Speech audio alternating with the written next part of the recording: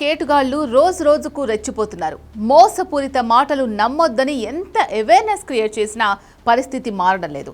వీరి వలలో పడి సామాన్యులే కాకుండా ఉన్నత చదువులు చదివిన వారు, చట్టాల గురించి అవగాహన ఉన్నవారు కూడా చిక్కుకోవడం ఆందోళన కలిగిస్తోంది.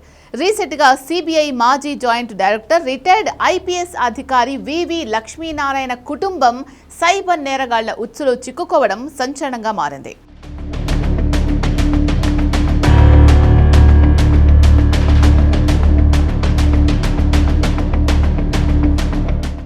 సైబర్ నేరాలకు అడ్డు అదుపు లేకుండా పోతోంది. వీళ్ల వలలో పడి అమాయకులే కాదు, చదువుకున్న వాళ్ళు కూడా డబ్బు పోగొట్టుకుంటున్నారు. స్టాక్ మార్కెట్ పెట్టుబడుల పేరుతో కేటుగాళ్లు విసిరిన వలలో పడి లక్ష్మీనారాయణ సతీమణి ఊర్మిళ ఏకంగా 2.58 కోట్లు పోగొట్టుకున్నారు. చట్టాల గురించి పూర్తి అవగాహన ఉండడం, అత్యున్నత స్థాయి పోలీస్ అధికారిగా పనిచేసిన వ్యక్తి కుటుంబమే ఇలాంటి మోసానికి గురి కావడం సైబర్ నేరగాళ్ల తెలివితేటలకు, వారి మాయమాటల తీవ్రతకు అద్దం పడుతోంది. 2025 నవంబర్ చివరి వారంలో లక్ష్మీనారాయణ భార్య ఊర్మిళ వాట్సాప్కు ఒక అపరిచిత నంబర్ నుంచి మెసేజ్ వచ్చింది. మా టిప్స్ ప్రకారం స్టాక్ మార్కెట్లో పెట్టుబడి పెడితే తక్కువ కాలంలోనే ఊహించని లాభాలొస్తాయి అన్నదే ఆ మెసేజ్ సారాంశం.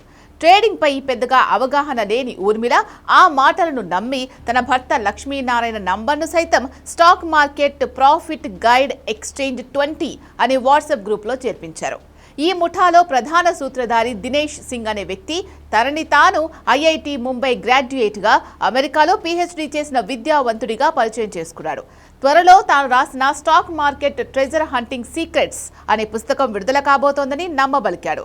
అతనికి వత్తాసు పలుకుతూ ప్రియ సఖి అనే మరో మహిళ దినేష్ చిట్కాల వల్ల తామంతా కోట్లు సంపాదిస్తున్నామని తప్పుడు స్క్రీన్ షాట్లు, నకిలీ పత్రాలు గ్రూప్లో పోస్ట్ చేసేది.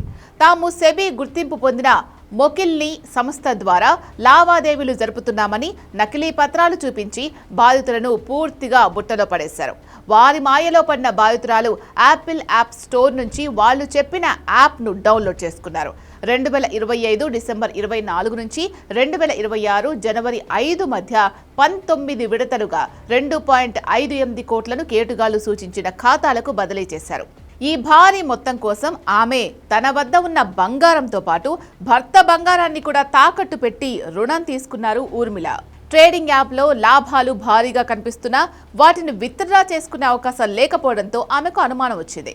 పెట్టుబడి పెట్టిన డబ్బు విత్డ్రా చేసుకోవాలంటే మరికొంత పెట్టుబడి పెట్టాలని, లేకపోతే ఉన్న డబ్బు పోతుందని నిందితులు బెదిరించడంతో మోసపోయారని గ్రహించిన ఊర్మిళ సైబర్ క్రైమ్ పోలీసులను ఆశ్రయించారు.